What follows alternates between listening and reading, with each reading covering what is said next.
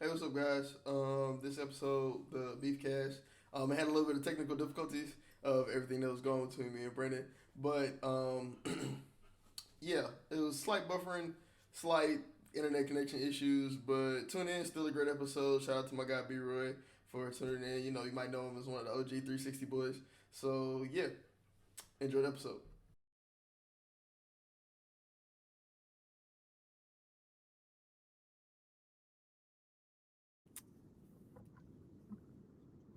Which way you gonna say it? I say it three, two. Look, man. Hey, Jai. Hey, fans. Yo, It's B. what's Roy. up? It's I B came to Roy talk. I'm a back. special guest. One You of know the what I'm OG saying? 360 boys, man. You know what I'm 360 is saying? crazy. The You're going to 360 stop pushing boys, this man. narrative. I'm just saying, I had y'all on a spin cycle. You feel me? Might come back, might come back, might come back. Welcome, fans, to another episode of Hey Jai. As you see, I'm here with my evil twin, B Roy, man. Long time no hear from you, man. You know what's crazy? Like, I actually haven't talked to Jai, like, on the phone in, like, a month or two. So, like, Max, just, I, just let that be, like, context. Like, he hasn't talked to me in a while. We probably yeah, texted, like, here and there, but it's okay. And bear with me. I'm in the car, but, I'm on the road. I had some things I had to do, but it's okay. facts, But I facts, came to facts, facts, talk. facts. I got He came time, to nothing talk but time. because you know what this is? You know what this is? This is the beef cast. You feel me? I told y'all Yeah. in the last Hey Jai episode what we was gonna talk about the beef that's been going on, and I kept it political because it was just me. But now I got a rapper. Wow, why my eyes were bigger than the other one? Anyway, now I got a rapper with me, right? And we really about to break down this beef right now, bro. Look, man. We really about to You know break what I it want to get down, into? bro. What's up, I bro? want to get into the Chris Brown one. I'm not gonna lie. Let's go into the R&B, bro. You know I already got it teed up, man. Let's go into the R&B, bro. R&B. I like that. So look, All bro, right. I'm gonna tell you this right now. When it comes to the R&B beef with Chris Brown and Quavo and everything, that is a way more competitive beef than the Kendrick and Drake stuff that's going on.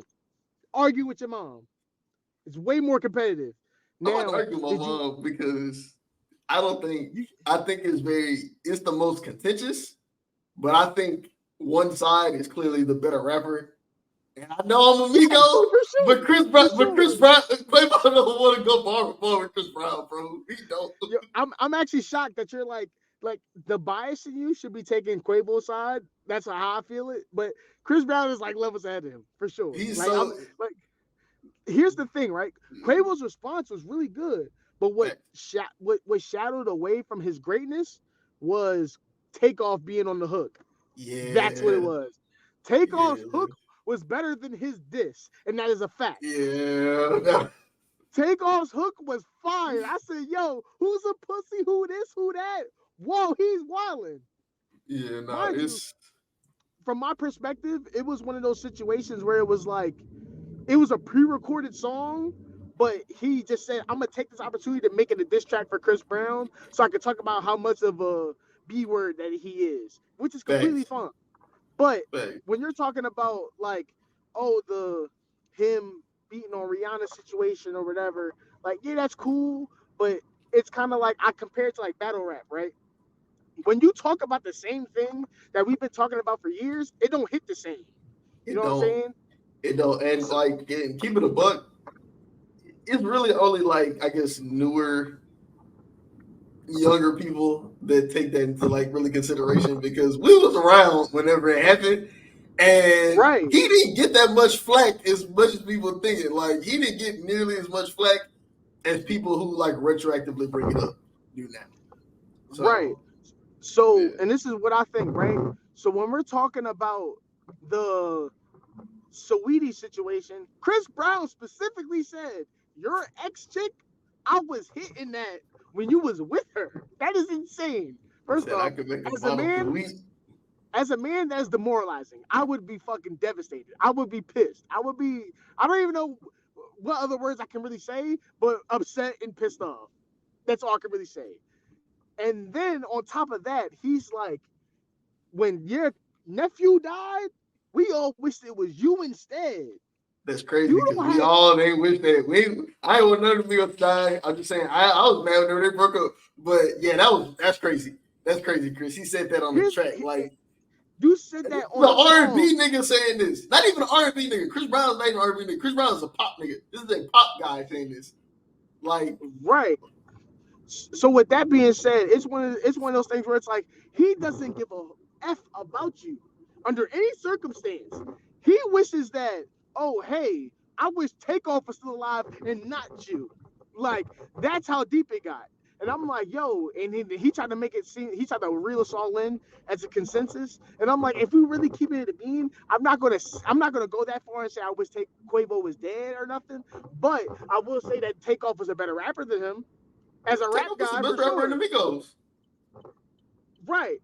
So with that being said, I'm like, okay, the best rapper in the Migos has passed away. And as a rap guy, I would love for the rap guy to be alive rather than the singing guy. And that is okay. But I'm not gonna say I wish Quavo was dead because if we're gonna be honest, Quavo was the most successful because he was the most versatile, because he could make a nice little hook. He was complimentary for other people's songs, and that is a fact. Takeoff was not. That's fact. And that is okay. Takeoff did what Takeoff did. He rapped. But that's all it was. But everybody that knows the Migos knows Takeoff and Offset were the best ones in the group, and that is a fact. And you know what's crazy? It wasn't even gonna be. It shouldn't. The fact that it got that contentious that fast. Chris Brown was looking for a fight because he did the verse in the what was it, the 11/11 deluxe on the joint with like Wayne and them, and he was just like she could do better than having that Jose Quavo. She don't like the Migos or something like that. I'm like, this is all right. That's a little. You know what I'm saying? Yeah, that's a little the little sexy. It was a little jab. Yeah, it was a little jab, and then or whatever. And Quavo came out like, "Oh, you beat bitches and you're on drugs." We're like, "Whoa!" Then Chris Brown was like, "Oh, for real? Bet. We wish you died instead of your nephew, nigga." So that's kind of where it went left, right? So that's why I was like, okay, this is more than just regular rap beef. Yeah, like, no, they have a problem with each other. They don't like each other at all, under any circumstance. Nah. Funniest thing I saw was somebody said that, hey, we might need to call Minister Farrakhan to come to come get this dude. Now, here's the thing: when we're talking about dissing people, we need to talk about blatant and utter disrespect. So we don't gotta call the minister. This is what it's supposed to be, and they're doing a way better job than what Drake and Kendrick are doing, and that's kind of where I'm at with it. Like, thanks. Yes, Kendrick shot first allegedly. You can argue that, oh hey, Drake was throwing shots at Future first or whatever, and then Kendrick said, F the big threes, the big me. You're all for all your dogs, they in the pet cemetery. Like, you know what I'm saying? Like, he was throwing a lot of shots at Drake, but Drake and Kendrick been beefing for years. So it's like, for y'all to have been beefing for years, I expected a little bit more from the both of y'all, to be honest. Like, if we want to really be honest. But, if we're just going to throw jabs, I'm going to throw a jab back. I'm not about to unleash the whole clip. That's crazy. And I don't think that Drake and Kendrick, I think they kind of don't like each other in like a Magic Johnson, Larry Bird type thing. Like they respect each other, but they don't really like each other. But then I think like everybody else, I really think that they don't like Drake any, and I think that's why they all trying to jump him. You know what I'm saying? Like, I think that it got to be bigger than just like I'm the best rapper type thing. And it's like, I want you to hear my theory. And shout out to this. I said it first in our group chat, but Joe Budden them said it afterwards. But shout out to Joe Budden and them for kind of connecting the dots. And I think it's something similar, not exactly like this. I think that Drake tapping these dudes' pockets, and I think somebody kind of spilled the beans. Because if you think about it, all these dudes that's going at Drake got a hit with Drake. You can probably think outside of Kendrick and Cole. Well, no, not even Cole, because first person shooter was Cole, like first number one.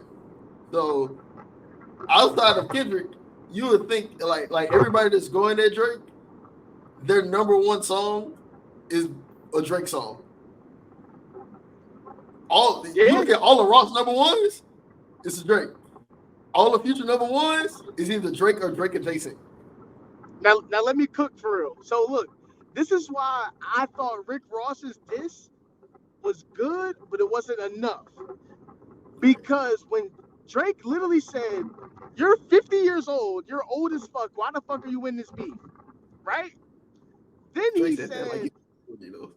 "All your best songs, I'm on it." So it's like you don't even have a horse in this race. There's nothing for you to talk about.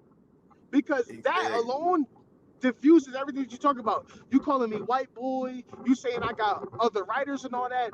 You know how many people that are in the industry that have multiple writers on their songs and their credits?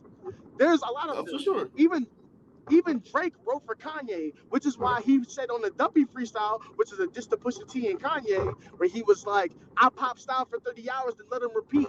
Like 30 hours. Father reached out and stretched his hand and got on the me. Like, come on, dog. He didn't say that for no reason. That's what I'm saying. So it's like we're talking about a dude that literally wrote for Kanye, but then there's people that wrote for Drake. It happens in the industry. Even Meek Mill said it. Meek Mill was like, "Oh, hey, like people are writing for each other back and forth, whether it's a line or two lines, a whole verse, whatever. Like people do that, and here's the thing, and this is why I commend Drake, right? Because whether someone wrote it or he wrote it, he delivers it better than everybody else. It's a better execution. And typically the songs that he's writing, that like he's alluded to ghostwriting. Like I don't care if Running Through the Six was ghostwritten. You know what I'm saying? Or somebody wrote Hot Like Bling. But but Drake wrote 9 a.m. in Dallas. You know what I'm saying? Like we getting the ones that matter. That's the only ones that really count for real. Like the ones that he actually rapping. So exactly. And then we're talking about a conversation where it's like, oh, hey, this guy is spitting his fucking heart out. Yeah, there may be other people on the credits or whatever, but we have to talk about the delivery, the cadence, the flow, the approach to the song. And this is me as a rapper. It's like, okay, if I had other people write for me, they don't rap like I do. I can take that same rap that you gave me and make it my own. So it's like that's where Drake excels. Whenever I had wrote Slick Talk for you, and you know what I'm saying. Whenever I had wrote Slick Talk for you, I gave you that verse. I was just like, you got it. Yo, you know what I'm saying. It's not my delivery. He's sitting here lying. I literally have all the writer credits on all my songs, respectfully, on Spotify, Apple Music, all that. You know what I'm saying? I wrote that by myself. You know what I'm saying? Link in bio. Shout out Goods the Animal. I was paying homage to Goods and all that. You know what I'm saying? He's a good battle rapper. He's all about his money and financial freedom. You know what I'm saying? Rapping like I'm Goods, not my secret. Got a slick walk. I don't say that for no reason. Everything has attention, bro. Everything has attention. That's facts. That's facts. But look, speaking of everything have attention. Let's get into the disses, bro. Like if you look at, I think Kendrick verse on Like That was a jab, but because the song was so hard, we took it as a diss, right? I don't think Kendrick I wouldn't count nothing that Kendrick put out as a diss. I think that Drake put out the first diss towards Kendrick, right? We're not gonna count Cole shit. We just Jermaine is cool. You go. Here's what I'll say about that, right? I personally think that, oh, hey, like Kendrick came out with the diss first, allegedly. Like F the Big Three, it's the Big Me, you know, Dogs in the Cemetery and all that. He was coming for Drake for sure. He's cool with J. Cole. And then when the social media was basically like, yo, like everybody saying Kendrick coming for you, such and such J. Cole was like, what? He did that to me? Like, what? That's my man's. Like, huh? Right. We're supposed to do a collab tape together, blah, blah, blah. So then he felt the pressure from the media to actually respond, which, you know, alluded to the apology at the end of it, because he's like, yo, Kendrick is actually my man's, and me dissing him don't even feel right. But at the same time, his diss was better than the Like That diss. Let's be honest. He actually touched on more subjects. He said your last album was trash. The album before that was way better. And on top of that, you can't fuck with me. So I was like, yo, J. Cole is talking his shit. But it was a cool song, but it wasn't a good diss. Kind of like how you were saying with the Chris Brown Quavo thing. Like, it wasn't disrespectful. It was a cool song, but it wasn't like a diss. It was more I'm braggadocious rather than me tearing you down. Because shout out to Black for this one. I would give him credit on this. You can't tell a dude that you had 2 classics in a diss. Like, you know what I'm saying? I'll wait till he load back up. But that's why we got this recorded. You feel me? Yeah. So I'm gonna just keep talking. Oh wow, he's actually frozen. All right, hold on. We just gonna pause it for a second till he comes back. You back? You was buffering like shit. Still can't hear you. You muted. We can't hear you. You muted. You're muted. You gotta. Nope. This is hilarious. Chris Brown diss, and then I alluded into the Drake Kendrick diss, basically just talking about how Drake's delivery on raps be so superb. We don't give a fuck who's writing it. We're at a point where it's like it don't even matter no more because he's so good at what he does, right? But the general art of making your own music, like, oh, I wrote this, I delivered it this way, like we don't forget about it for sure, but we definitely, and we hold it in a higher regard as well. But when you're a Drake kind of guy and you can you can sing and rap other people's music and deliver it in a way where you want it to be delivered, you gotta show love to that too, though. And that's kind of where I'm at with it. It's like Drake writes his raps, but there's also songs where he doesn't, and he makes it elite. Like the Jumbotron Pop It song that Lil Yachty wrote, damn near word for word. Drake made that song what it is. Right. When the leak of that came out with Lil Yachty, recording it right into that, Drake made that sound way better. It was not even close. It was like, what? Like, it was Yachty influenced, yes, but it was one of those things where it's like Drake had to do it. It was a song for him. It's like how the Dream writes certain songs for Beyonce, like, or like all right, like let's switch it up to Victoria Monet used to write for what's the old girl name? Ariana Grande.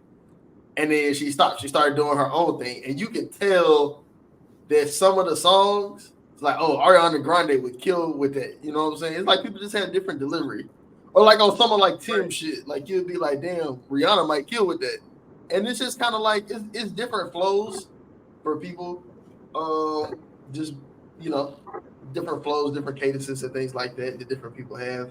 And so like there is a skill to that. But I think where we are in hip hop, because hip hop just isn't so much lyrical miracle boom bap no more, like how it was in the 90s and even part of the 2000s, things like that. Like it's so diverse now to where like that's not really a dig. That whole ghostwriting thing, you can't dig. That's not a dig no more. And Ross, you didn't care who was writing for Drake whenever y'all was stay scheming. Whenever he said it bothers me that the guns get to acting like the broads, you ain't care who wrote that. That mug was hard, right? And so it was like, exactly. Don't pull out the ghostwriting card out now because you happen to have an issue with dude.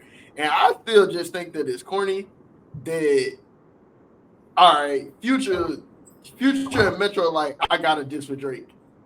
And then now everybody popping out the woodwork with, yeah, fuck Drake. Like Travis Scott, like, bro, who are you? I know who you are, Travis Scott, but like, come on, like, you not even in them kind of conversations as a rapper. Keep it a buck to be trying to diss Drake. I mean, Travis Scott didn't diss him. It was A$AP Rocky, The Weeknd, Rick Ross, Kanye.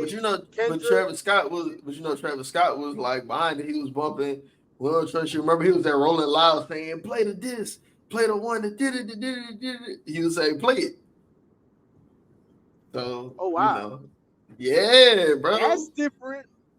The Weeknd, I kind of get it because OVO tried to mess over The Weeknd, whatever. That's different. A$AP Rocky, I also get that because I mean Drake still Y'all, on your Rihanna. baby mom is someone he used to mess with. You feel me? Yeah, Like, and he won't stop talking about it. So it's kind of like, that's real. That's real. But I don't know, man. It's, like Drake said in his diss, it's a 20v1, nigga. How you feel about all the leaks and nobody just putting it on wax from the get go? What's up with that? Like nobody just putting it on the service or putting a name to it. Like everything leak, or we putting it through academics, or it might be AI. How you feel about that? This is a rapper. I think it's mad annoying, but I also feel like it's mad corny because I know Drake did that shit on purpose. That's where I'm at with it. Drake did that shit on purpose. Like, it's AI, such and such a. Drake didn't really do this. Drake was like, I'm a release it on YouTube, Twitter, Instagram, blah blah blah, and not put it on all platforms. And then I'm gonna also release the unedited version of it because he had 50 Cent I Get Money sample on the unedited version. So now we're talking about, this is like some Drake get back, but we don't know if it's legit or not because Drake never co-signed it. Like it was never posted from Drake's page until Drake actually posted the song. Right. Shout out Malik, our in the plug, with all the inside rap stuff. Malik said this is real for sure. He was saying that for 2 weeks before it was actually confirmed. This is real. This is from Drake. We ain't believe him. I ain't believe this, like this didn't come out for no reason. Like this is real. So I'm like, all right, I'll take your word for it. And then the whole time he takes the same song and just remasters it, changes the beat up a little bit, and now we're talking about a whole different kind of song. The remaster. I feel like the beat change. I feel like the beat change made it a better song, but I feel like it's not a better diss. Like whenever I talked about it in the last Hey Jai episode, link to this video somewhere. But I was saying that that a lot of bills got paid to that song because you know that mug just hit in the club whenever it came out, bro. Like, drop it, give me 50. Drop it, give me 50. You know what I'm saying? Like it's lit. But then whenever the leak came out and it had like three, I heard like 2 or 3 different samples of it. Like I heard the 50 Cent I Get Money. I heard Biggie Get Money. I heard that one. And so it was just kind of like whenever you hear the subject matter of like Kendrick, hey, give me 50. Top Dog taking 50 of your shit. I'm taking 50 of all y'all shit. Which I really think is what Drake was saying. It's like, hey, I'm getting y'all bread. Y'all funding my pockets because he's the biggest rapper in the world. You can't compare him to other rappers in terms of success. And that's what's good about rap though, and what I kind of like about this whole beef, because we're not judging your success. We don't care how much Kendrick made. We don't care how much any of these other dudes made. We like, okay, whose song is about to be the hardest? But I think but whenever you start playing the money talk games and things like that, it's like, nah, you can. It's only like Beyonce and Taylor Swift and Bad Bunny. Those are the only 3 people that you can really compare Drake to in music. And that's what makes it so amazing because it's like Drake has songs with Bad Bunny, not Taylor Swift though, but I wouldn't be shocked if he does have one soon. Street said that he owned Bad Bunny label. That's what Street said. So I heard that as well. So he might own Bad Bunny label. like Drake gets paid for every Bad Bunny song that come out, and he's an international pop star for sure. People be selling out Bad Bunny shows. They love him. Facts. And I'm not even a Bad Bunny guy, but I know, his impact. I know who he is. I know exactly who he is. Like, if I say any Bad Bunny song is ass, all my Hispanic friends are gonna fucking shoot me. Like, being hyperbolic, yes, but like they hold his music in a high regard. I'm not even being hyperbolic. Shout out to my homegirl Ashley. She super big Bad Bunny fan, but not your girl Ashley, but my other homegirl Ashley. But yeah, Yeah. Of course. Yeah. I know she don't listen to Bad Bunny. That's an acquired taste for her. Man. Let's get to you, bro. What's up with you in the music scene, man? Every time I see you in the studio, you and your close friends, should I drop? Is this hot? You know what I'm saying? What's up with the new music coming from you, brother? What's up? Look, man, I'm gonna do my shameless plug now before I get into it.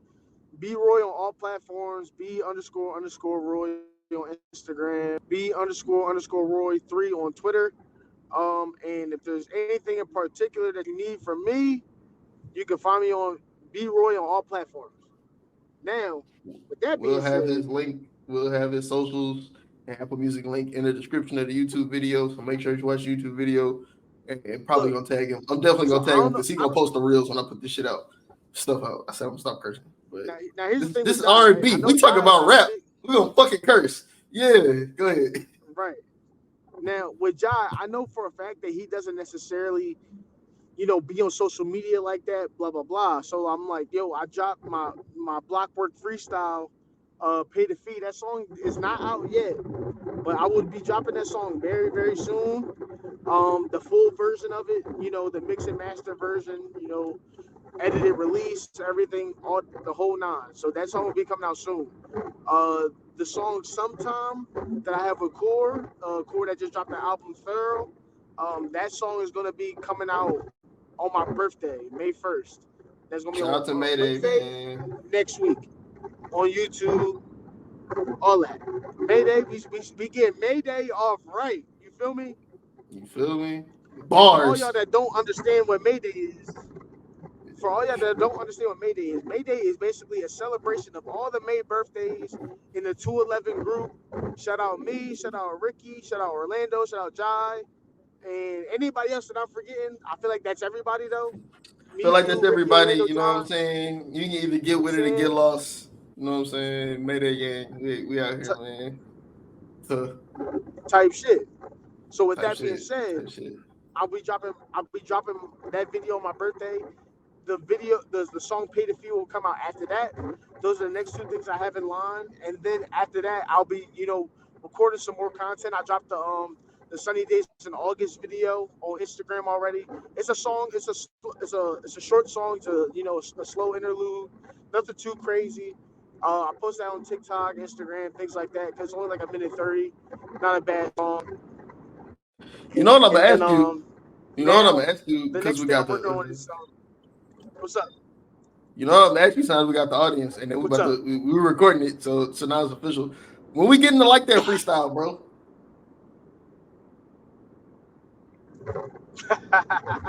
So When we look, get so to Jai had texted me, right? He was like, when we get to like that freestyle, bro? Like Jai said, when we getting to like that freestyle, right? He texted me. I said, hey man, look, I like the beat. I will fuck that joint up, respectfully. Now, when it comes to the direct message, uh, like I was talking. yeah. He was talking. We had a little bit of technical difficulties, but we back. So we were saying, I had sent you a text message when we get the freestyle, and you were saying, Yeah, so when you sent me the text message, you was like, yeah, we're gonna, do a like that freestyle. I said, I'm cool with that. Just be aware, dudes will be getting dissed. Now, will it be the big three, in so-called hip hop world? Maybe. Will it be just regular people in the area that I'm from? Maybe. Why not? We're gonna have some fun with it.